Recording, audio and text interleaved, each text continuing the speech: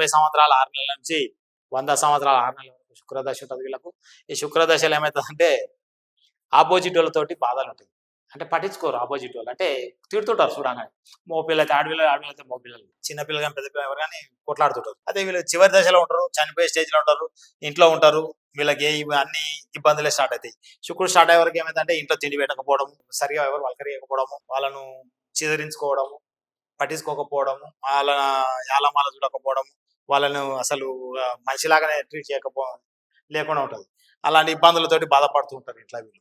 వీళ్ళకేం చేయాలంటే ఈ బాధలు పోవాలంటే శుక్రునికి సంబంధించిన డైమండ్ 15 సెంట్ల పైన ఇది డైమండ్ సెంటర్‌లో పెట్టుకోవాలి.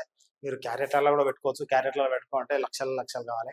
ఇది మామూలుగా సెంట్రల్‌లో పెడతాం మనం. 15 సెంట్ల పైన ఎంతైనా పెట్టుకోవచ్చు. పెట్టుకొని ఇది కుడి చేయి మగపిల్లలైతే మధ్య వేలుకు, కుడి చేయికి, లేడీస్ అయితే ఎడమ చేయి మధ్య వేలుకి పెట్టాలి. ఇది తెల్ల బేబాలకు వైబ్రేషన్ ఉండాలి.